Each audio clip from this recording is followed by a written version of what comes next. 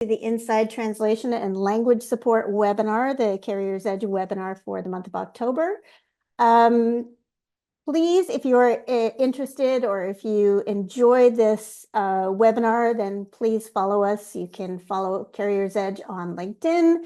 You can follow us on Twitter and Facebook. And we always post the recordings of the webinars on YouTube and on our website. But it's great if you can give us a like, give us a whatever the various forms of like are in whatever you are using. That would be awesome. So today I am joined by, in English, well, this is me. I'm introducing myself. In English, unfortunately, I only speak English terribly well. I'm Jane Jazarawi, the CEO of Carrier's Edge, but we also have some other languages. En français, Marie-France Dunn, our translation specialist. So say hello, Marie. Hi, everyone. And we also have in Espanol, Kristen Hernandez, the founder of Ally Translation. Say hello, Kristen. Hello. And so we have Marie is our in-house translator, and she's translates in French. And so she's basically, because Canada is a bilingual country, French and English are the official languages. Having a French translator on staff is really important because a lot of our customers have people in French-speaking areas, mostly Quebec, and we require everything in French and English. So Marie has been really awesome in translating not only course material, but pretty much everything else that we do in French.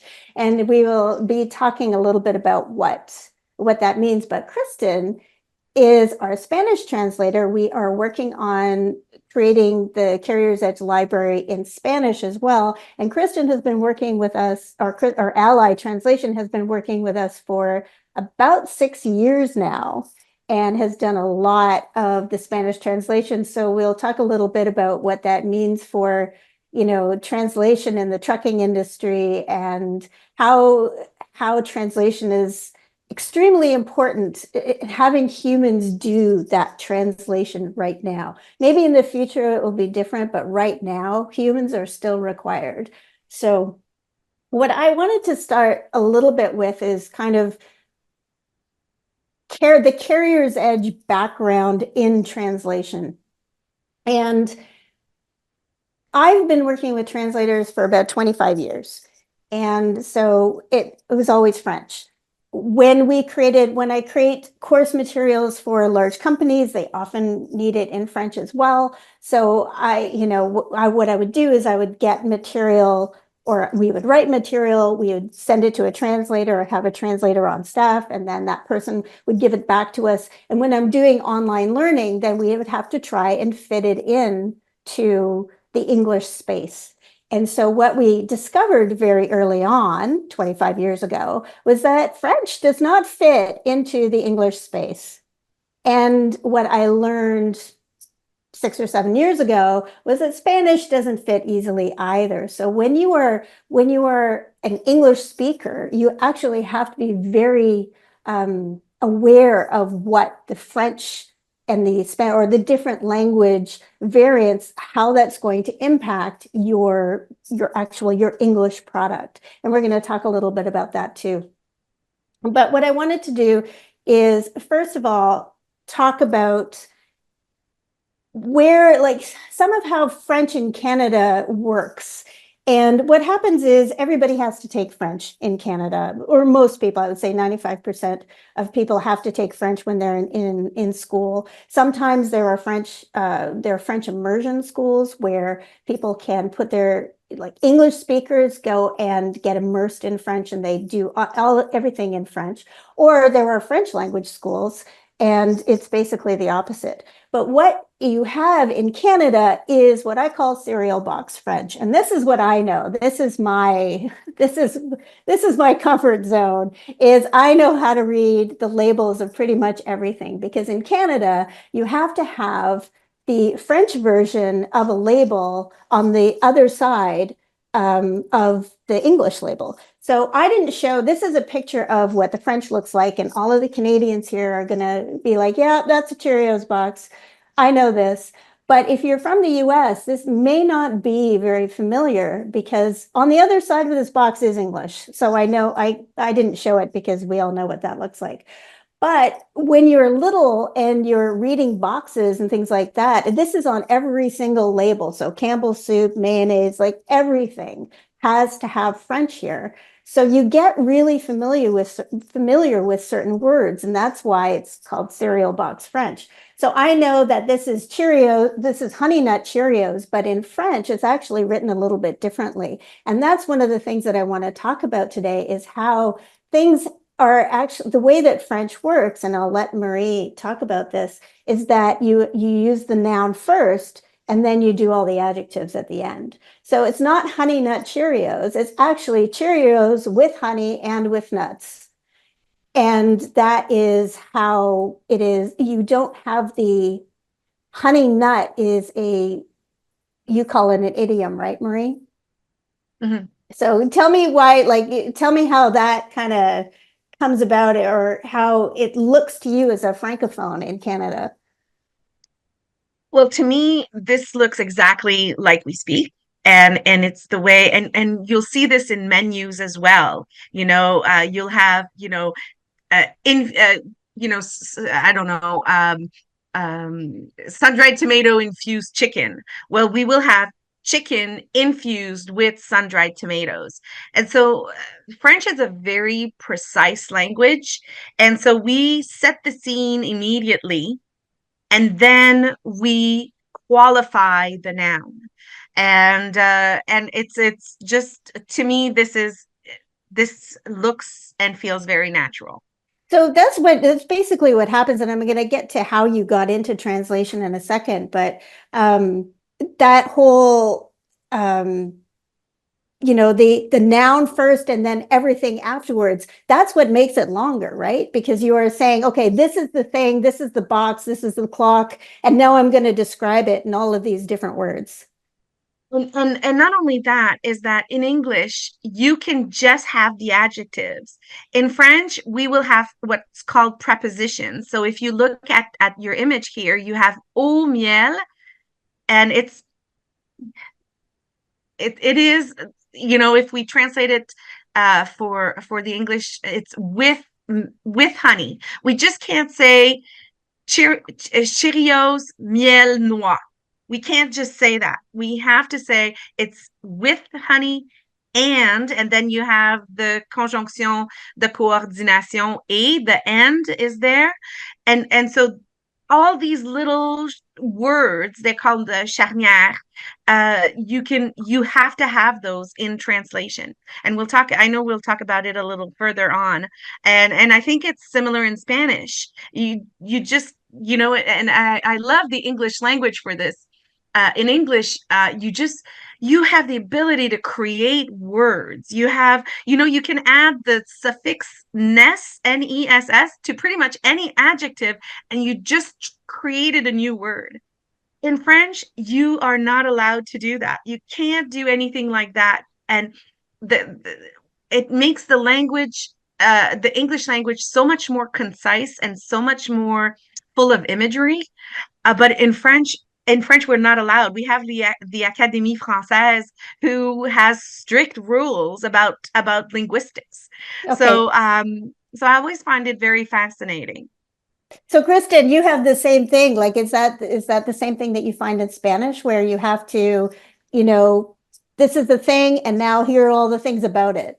Absolutely. That's why in English it has better economy of language. And so you'll have a hyphenated adjective and then the noun. And in Spanish, it might take you 7 words or 8 words just to say that, express that same concept. And when you don't understand the language, or when you don't know that about another language, you don't know why, or you're not, when you're looking at English and you're thinking about translation, it doesn't even occur to you because you don't know that that's how the language is structured. But let's go back a bit. Kristen, you can start. Like, how did you get into this field? Like, how did you end up being a translator?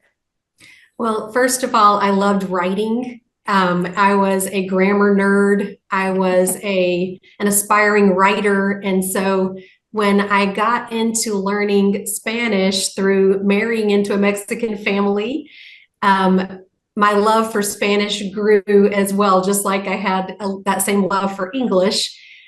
And then it grows, or the desire starts to grow to connect the two worlds that you move so freely between, right? So, like, I think of my teenage daughter when Taylor Swift was recently in Mexico City. I think it was last year.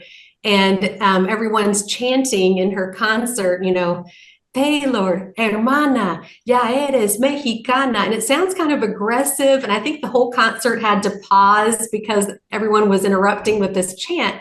And my daughter says, I just wish I could be standing beside her to say, they love you. They're saying, Taylor, our sister, now you're a Mexican, and she just was like, I wish I could be there. And I wish I could help her to get how beautiful this moment is, but she's probably scared, thinking like, what are they saying? And they do this with every celebrity. And so I think when you move between both worlds, I'm sure Marie would say that as well, you automatically love the people of both worlds, you love the language of both worlds, and you say, I want to have a part in connecting these two. And some of us feel a little bit like unicorns because we've had that privilege to be born into one culture and transplanted into another, or to grow up bilingual. And it's a gift. And it's something that you want to see how you could use it to make the world a little bit better. And I will say, so many people want to be translators, and so many people ask or apply for translation jobs.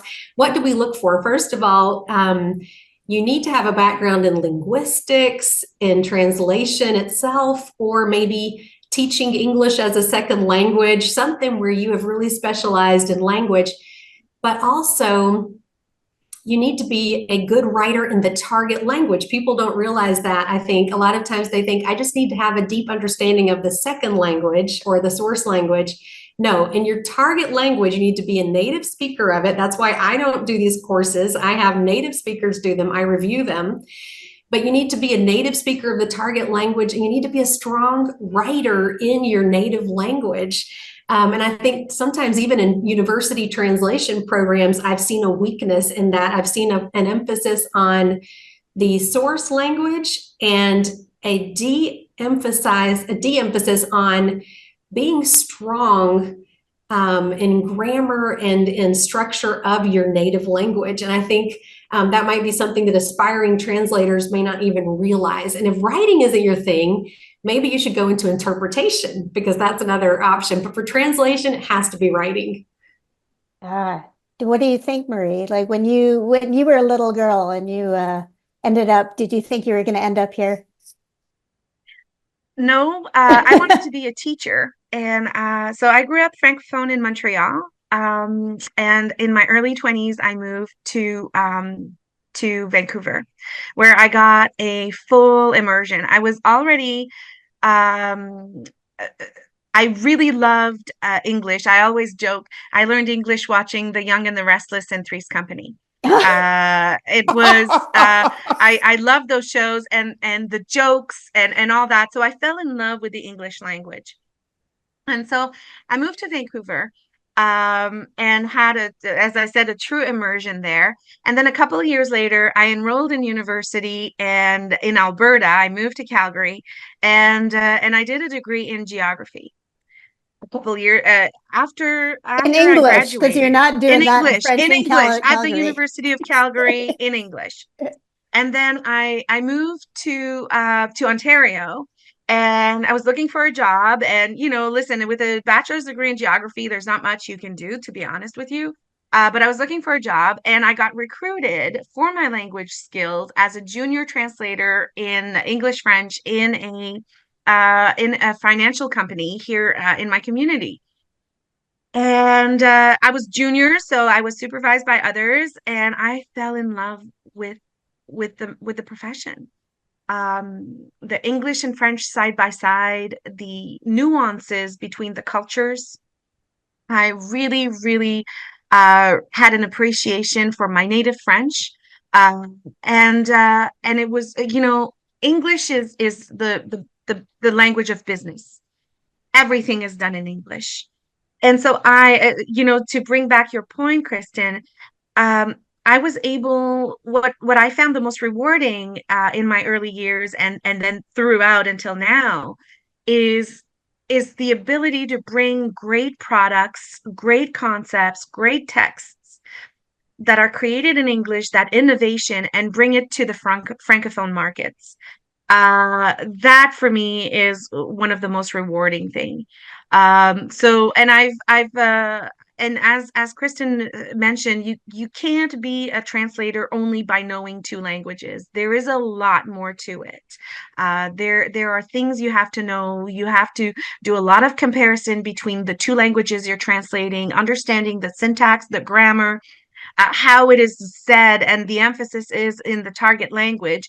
You know, your reader has to connect with the material that you are writing. You have to provide the same experience that the source text, so in English for us, that the source text provides to the reader. We have to adapt it and replicate this for the French Audience. reader in our case. And I took certificates in university, at the University of Toronto, in formal translation, so that I could have that base and that knowledge as well. So I think it's interesting bringing it back to English, because it's all about English. Very self-centered.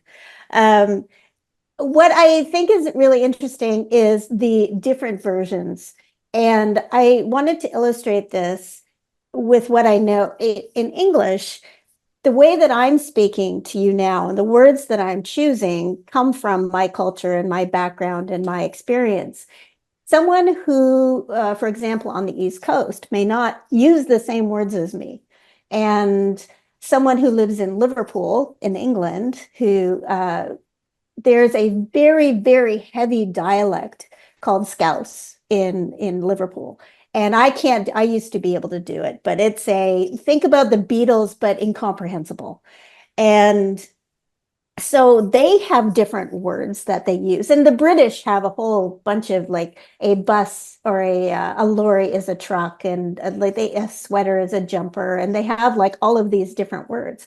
So if you're in Britain, if you're in England writing a course about trucking, it's going to be completely different than it is here, because they drive on the different side of the road. They use English words and you can understand them, but the context is different. And I know that, Marie, I know that I'm going to start with you, that the French that you use and the language that you use is for both of you, it's so important that you get that cultural background, and you're talking to Quebecois drivers. You don't want to be talking like you are, using Parisian French. No, exactly. Oh, go ahead. No. You were. I was going to just talk about the language and how you know what language to use. Yes. Well, so the Quebecois French, so there's a huge difference between the spoken French and the written French in Quebec and in French Canada in general. It is the differences are as different as the British English and the American or Canadian English. There are some huge differences. So that really pertains to terminology. But there is such a thing in Quebec, and we talk about this. It's the Radio Canada French. So it is very palatable to everybody. So a Parisian French will understand our news the way we speak. It's when you get we get that with the terminology when it's specific to an industry. That is where you will have to make sure that you are using the right terminology for your target audience. In French, and then I'm going to speak a little bit about terminology basis here. In Canada, we are very fortunate because we have two main terminology banks, and we have Termium Plus, that is managed by the Translation Bureau of the Government of Canada. And we have Le Grand Dictionnaire et la Vitrine Linguistique that is managed by the OQLF, which is l'Office québécois de la langue française. So much of the terminology can be found in those two terminology banks. But yes, they will be different than Parisian French. So, and it's very interesting because I look at French. I see French job postings all the time, and for Canada, they specify Canadian French because it is specific. So the way we speak, the verbs we use, and all that will be similar to what they use in Europe. But in terms of industry terminology, we really stick to what the terminology is here in Canada and in Quebec. And you said before that it's really strict. Like you're not really allowed to use, like it's like in English, you can just make up words, but you can't do that in French. No. They're very specific, and if we try to relate it to our industry, the SAAQ, la Société d'assurance automobile du Québec, which regulates everything about road, anything related to the road, so trucks, everything like that. They have their own terminology. So that is different than the rest of Canada. So, for example, a vehicle There's inspection. a lot in Quebec that is different. Yeah. So I won't go through too much, but for example, in Quebec, a vehicle inspection in Canada is inspection de véhicule, but in Quebec, it's a ronde de sécurité, a circle check. And so I have to make sure that when I in our courses that I do adapt and I use both terms so that our Quebec drivers fully understand what we're talking about, and that we don't leave also the other French Canadian drivers not understanding what the terminology is, because on their form, so from Ontario translates all the forms. I'm not sure about all the other provinces, but I know that Ontario transfers, Annex 1 for the inspection. I'm sticking to the inspection is translated. Well, the terminology is different. So I have to make sure that everybody understands what we're talking about. So, Kristen, you have the same thing, and I'm gonna show the Spanish resources that you use, but you have a different problem because Spanish is all over Latin America, and the US does not have an official language or an official second language. So it's not in Canada, it's much more formal, but in the States, it's a whole lot less formal. So where is the actual, like, how do you know what Spanish you're speaking? Oh no. Right. We have 21 countries that have Spanish. Can you hear me now? There's 21 countries that have Spanish as their official language. So if I'm to go to the Department of Transportation site for each of those countries, I might get something different on each one. But the good thing with Spanish is, although it is very loosely regulated as far as the terminology, our grammar North Star is the Real Academia Española, and that comes out of Spain. And I think all of Latin America and Spain have agreed to recognize that for grammar and structure. So that's a huge help.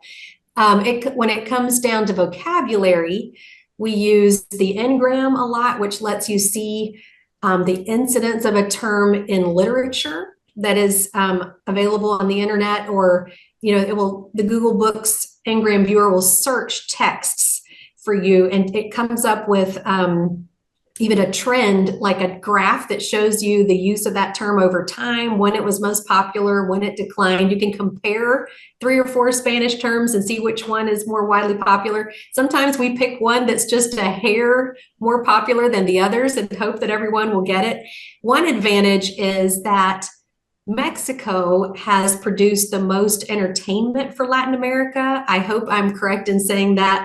Marta from Colombia, she's listening too, so I don't know if she's going to disagree with that. I think Mexico has produced enough television and movies that all of Latin America and Spain are used to, that the Mexican dialect is familiar to most. And then you have the US and Canada, where they have their own dialect completely. If you go to Texas, they have their own Spanish, Tex-Mex dialect. But what I'm thinking about with courses like this, first, who is this driver? If many times the dialect, the Spanglish dialect, happens with people, speakers of a foreign language, as they transition to learning their new language. And that's how that dialect happens. So if they are far along in that transition, they'll just choose the English course, So I'm thinking the person that chooses the foreign language course probably needs more assistance and understanding. And so I'll try to be more purist, but I also remember this person's work environment is in English, and the terminology, the safety regulations. And so I want to make it understandable. So when it comes to picking between purist and practical, I'm going to stick with practical a little bit and stray a little bit from purism in the language. So this kind of brings up a really good point, and this is the whole idea of automatic translation and using Google. Like I've done that. Sometimes I think I sent you a Google translated thing, Marie, and said, does this even mean anything? And you come back with something completely different. But what I think is really important, and why we don't, like at Carrier's Edge, we don't just give you a Google translated version of a course, is because of, I don't know if you've gotten the sense from what you've heard so far from Kristen and Marie, is that there's a lot of choices being made here. So how does AI and automated like machine translation and all of that, Kristen, I'll start with you. Like what are your thoughts on that? I'll just let you talk, not me. Well, it's helping us to be more efficient. In the past, we would have had to type every single text from scratch, thinking through the structure. The AI is very helpful to invert the structure for us. Like Marie was saying, put our nouns first and our adjectives later. But it is sloppy in many ways. It alternates between the formality and informality. So it'd be like if you're reading a textbook and all of a sudden it says, hey, bro, in the middle of it, you're like, wait, that's not the right register. Let's fix that. And so we still need human supervision of the AI, but it does make our workflow a lot better. Marie, do you have the same thoughts on that? Yeah, I think that AI has come a long way from the beginnings, and there are better tools than Google. I think Kristen and I think we use both DeepL, which is a good tool. It can be very useful, super effective, and it's incredibly fast. You just put in a sentence, and a second later, it's there. You've got the translation. As a translator, and now that I know I'm immersed in the trucking industry, I'm able to translate about 22,000 to 2,300 words a day in a solid work day. AI will translate 2,000 words in like 10 seconds. But there are huge limitations with the cultural aspects and some of the terminology. And what happens is that you can lose your reader if the AI is going in a direction that is, sorry, go ahead. Glad Hands was a really good example. Yeah. So what was interesting with that is that we were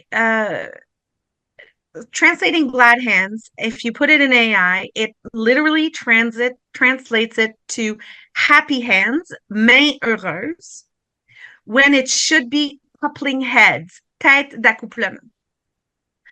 So you have a text, and then all of a sudden you have a very structured and technical text about vehicle inspection or whatever, And then you have les mains heureuses, happy hands. This makes no sense. So it really shows that. So as a translator, I do use AI. There's no doubt. I do use it to help me with some terminology, some sentences, and for speed. But you have to know, as a translator, you have to know what you're talking about. You have to have industry knowledge. You have to understand how people speak in the industry, and that is absolutely crucial. You can't leave it to just AI. And if we relate it to our courses, if you have a course on emotional intelligence like we have, and you put the entire text in AI and it spits out some text, and you're like, okay, that's fine. We'll briefly review, and then it's done. The stakes are low, right? Nobody's going to die because you mistranslated an emotion. But when you're translating a course about Safety. defensive driving, you can't leave it to AI. Are you really going to entrust the lives of your drivers to a robot?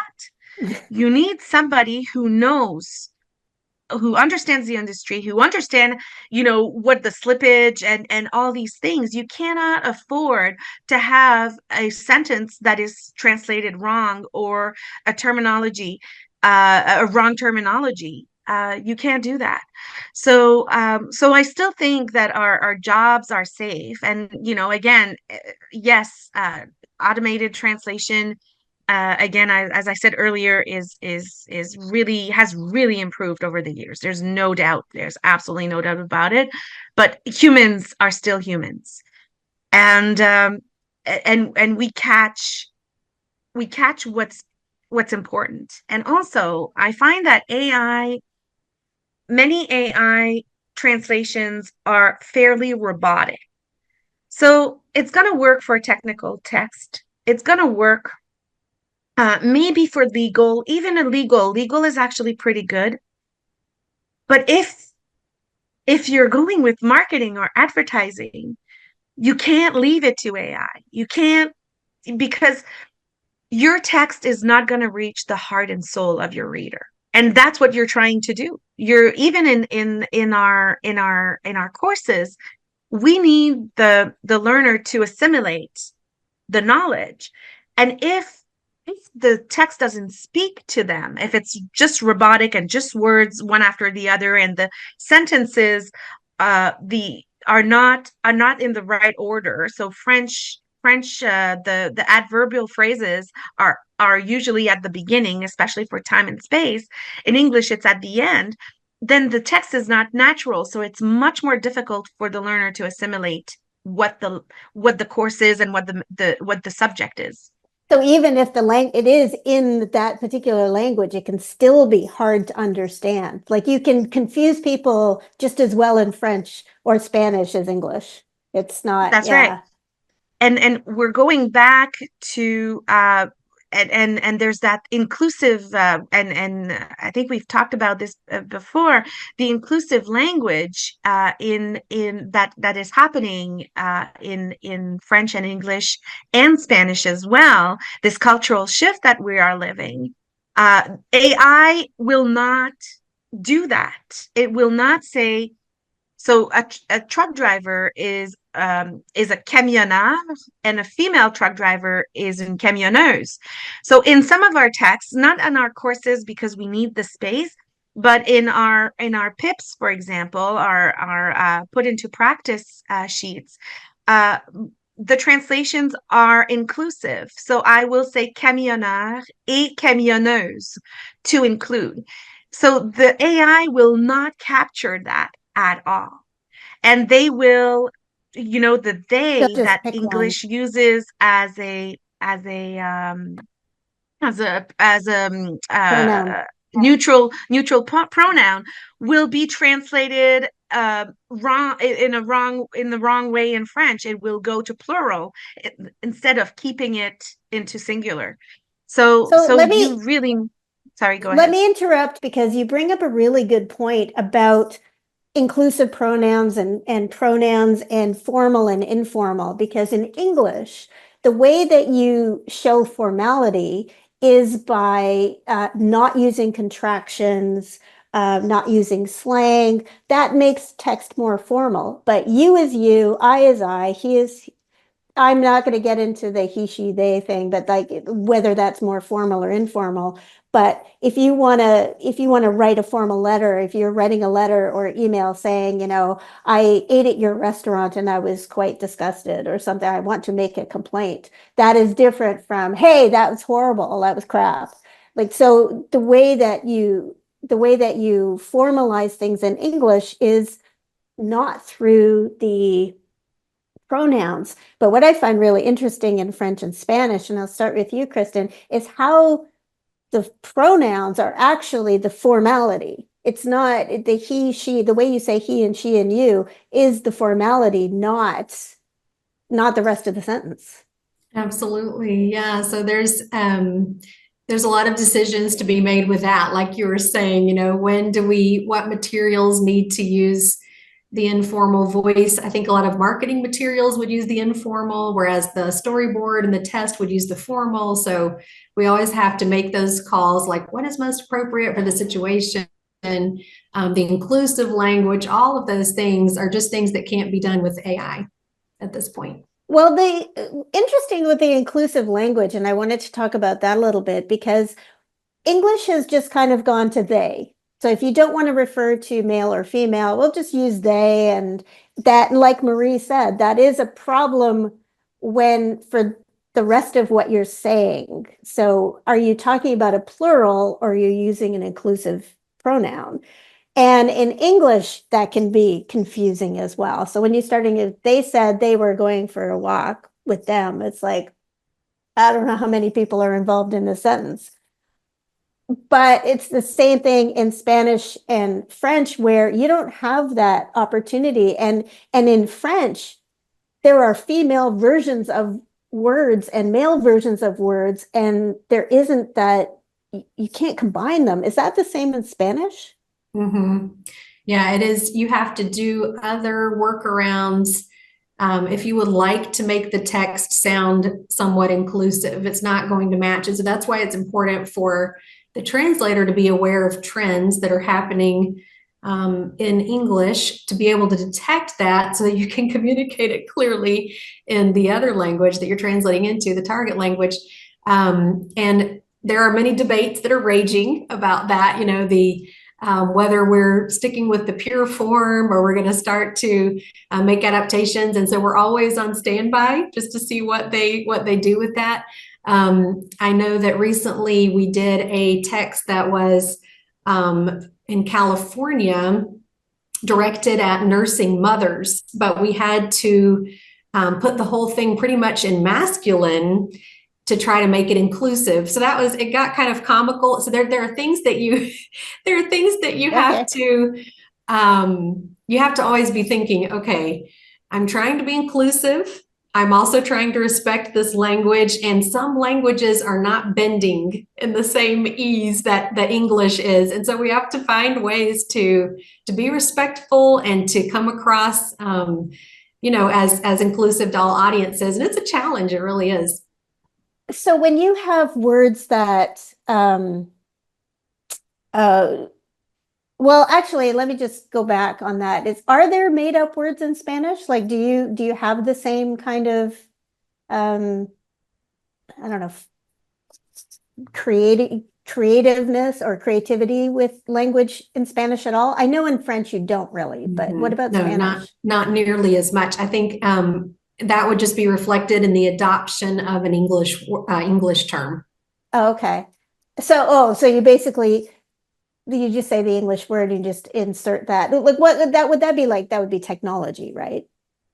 Sure, technology. In the area where we are most often is Monterrey, Mexico, where our family is, and we see that the teenage population uses all the English slang, for example. So children are very aware of that, just pop culture, really. And so there's a lot of knowledge of English that people don't even realize they have, in the Spanish speaking population for sure. So I wanted to also talk about like the industry. You've both talked about the industry and how does that affect the language, Marie? Like, are you finding that there are words that you didn't know or you have to look up or you're using your resources for?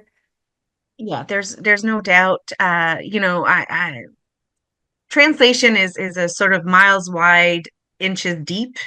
You have to be especially in freelancing, you have to know a lot about a lot of things. But again, if I go back to my terminology banks that we are so fortunate to have in Canada, which are also free to use, that is unbelievably helpful. But I do, I've worked in different industries. I've worked in disaster management. I've worked in the food industry, in technology. Now here in trucking, the first thing I do when I have a new job or when I'm in a new industry is read about the industry. So get immersed in the industry the literature. So for example, as soon as I was hired here at Carrier's Edge, I subscribed to Transport Routier, Transport Magazine, and I'm able to and I read my magazines religiously every month when they come in, and that really helps. So industry Did, knowledge is important. Sorry, go ahead. no, you were watching a show. There was a show that you were watching about love, Yeah, like yeah. trucking love or something. Cœur de trucker. So, Trucker's Heart. And it is a reality series created in Quebec that is going on right now. They're filming or auditioning for the third season. I've been watching it religiously. It seems very fluffy, if we say so. It's truck drivers, and for the first couple of seasons, it was 4 truck drivers, female and male, who were looking for love. So, yes, it sounds very fluffy, but I will tell you that I learned a whole lot about who my audience is. Listen, I don't come from the trucking industry, and I learned so much more about truck drivers, who they are as people, how proud they are of their trucks, of the cargo they transport, of their companies, um, pride of their industry and of their profession, and how unbelievably skilled these they are. Like the skill that it takes to drive a truck is incredible. So you get to so again, yes, the series is a little tongue in cheek and great, but you actually get to meet and learn about these people. And I look forward to every season all the time now. It's just so much fun. So, Kristen, you mentioned at the beginning that you don't actually do the translation that Allied Translation is doing. And so the translator is, so talk about like how that translation is actually happening and how you figure out what the terms are and, how you learned about the trucking industry. Yeah, so we have a team of translators, and I try to assign this particular job to the one that has shown the most ability to research and learn. Saskia, is a Spaniard living in Mexico and educated in Mexico. So she is familiar with the Mexican dialect, and I help her with the US and Canada Spanish dialect. She is researching, and then I am double checking just to make sure that we don't reinvent the wheel, because it's so easy if you're not checking all the sources online that are already out there. It would be so easy to make up some new translation for, jackknife, road rage, all those things. I don't want to do that. I want to check and see every time, what's already out there and what is already understood. We don't want to come up with something unnecessarily that's already been done. Well, So we actually, do a that lot of also that. makes the translation well, the native speakers who are using the translation, I mean, they're immediately going to dismiss it if you're using made up words or words that they're not used that people aren't used to. And I think that's the huge part. And we have to do that in English as well. I mean, I'm not from the trucking and well, I've been in it for 20 years, so I think I am now. But I didn't know there is a whole bunch of slang and there's like 50 different words for everything, and you have to choose which one because it depends on where you are, what you're hauling, where you're like where you are, where you're living, like what language you're using. So it is very it can be very difficult. So I know I can see that's like even that you have another level of difficulty when you're trying to translate words that I've already tried to figure out what the one that's correct is. So I wanted to go into the problematic words that you talked about, and you said some of them, but I'm going to go through this. Let me just bring this up again. And I think this is quite hilarious and I didn't realize this until we had a blog that we posted, I don't know, a while ago, a couple of months ago, and it was about it had something to do with the Shark Tank. And it wasn't the TV show Shark Tank. It was about a Shark Tank. And Marie kind of sent a message and said, there isn't, and we had a picture of a shark. And that was the problem is in English, we have a picture of a shark for this blog that talks about sharks. There's something about sharks. And Marie's like, well, can't do that. That's not what it is in French. And so we actually had to create a new image. And because the translation, talk about that translation. It was about Shark Tank. They were talking, so the blog, I can't remember now what it was about, but it was about they were talking about the show Shark Tank.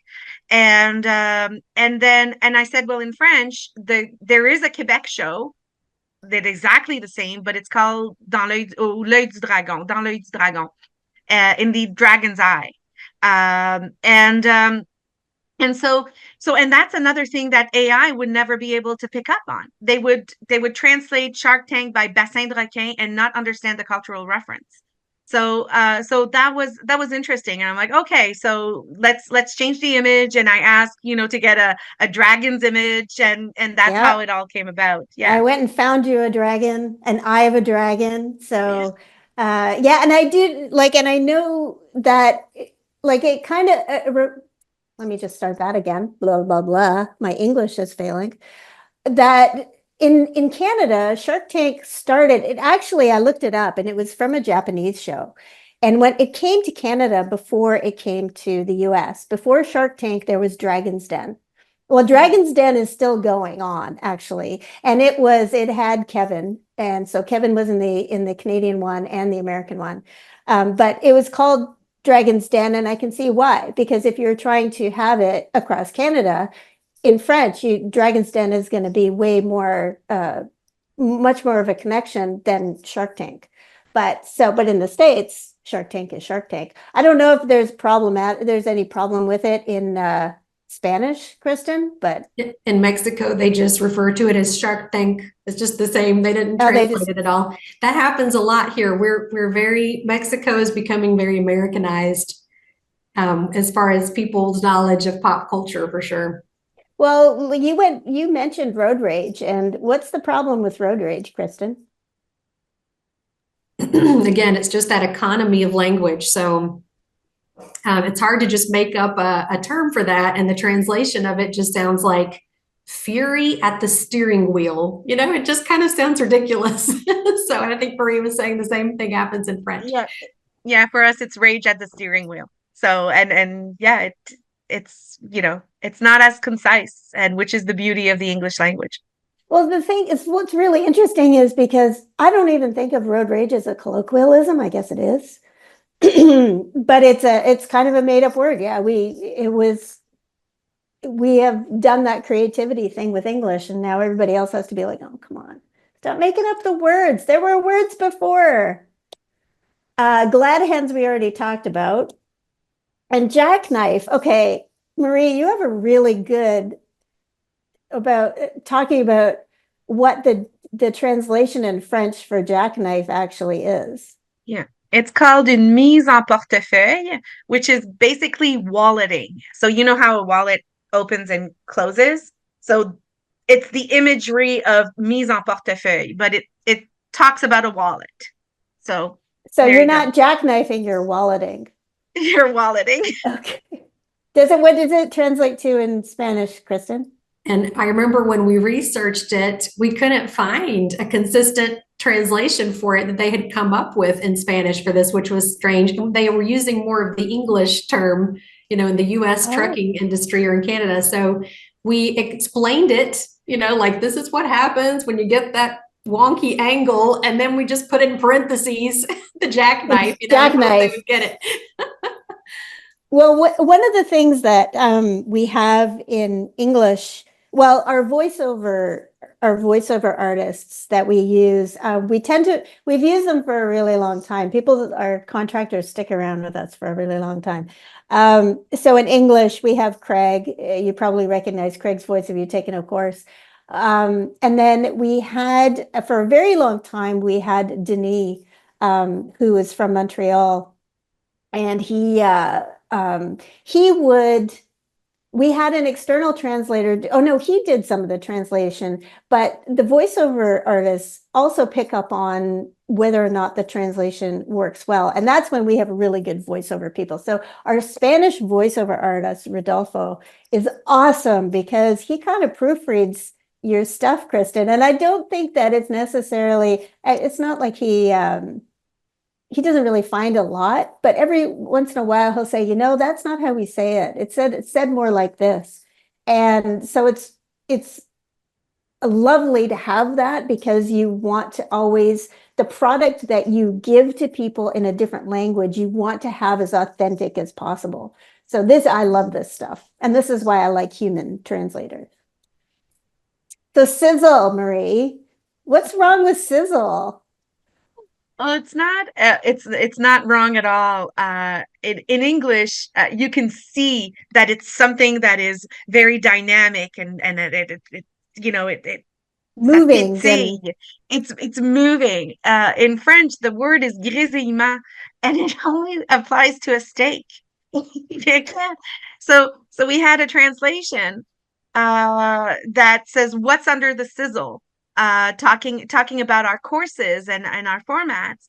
And I had to resort to a very creative word, and I translated for that for panache, because I couldn't see myself using the word grésillement. It absolutely did not work. It would not have come, and it was in brackets too. So, and it was the whole point. So it had to be something that would speak to the reader.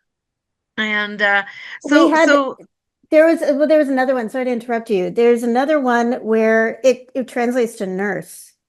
The jerry can. The jerry can.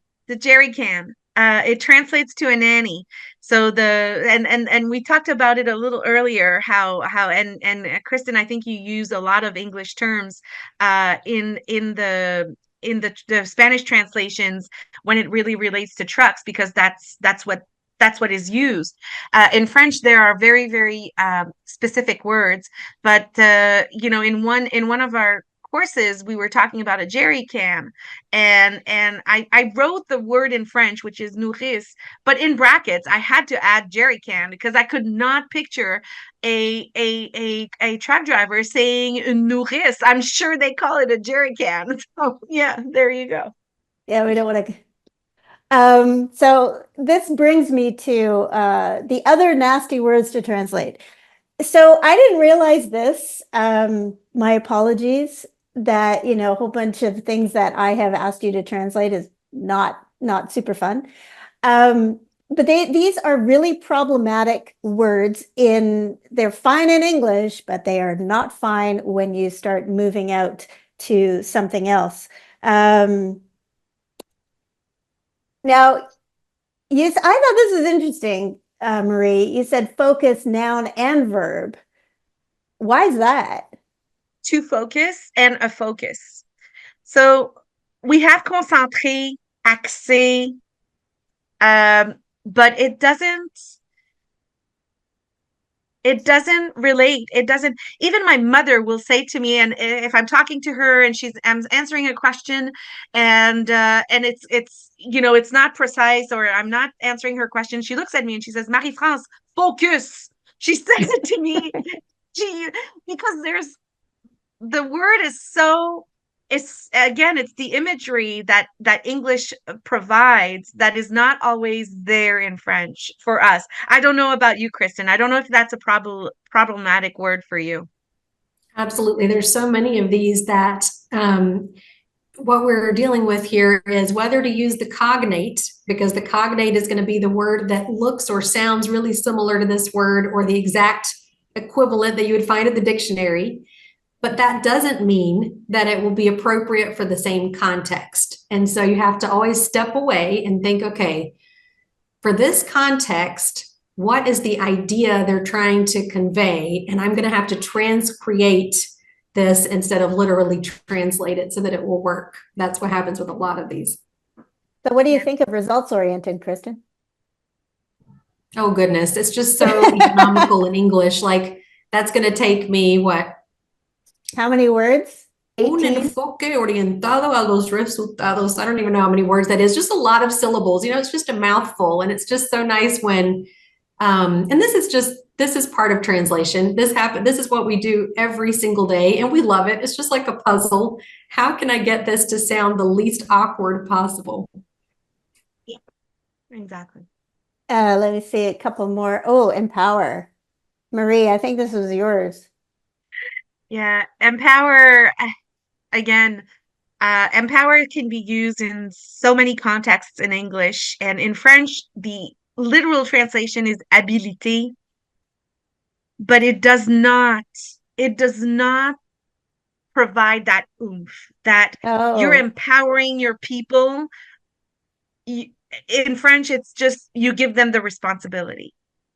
and And like from what I heard, you basically said ability. You're saying, yeah, you have the ability to do that, but that's yeah, not empower.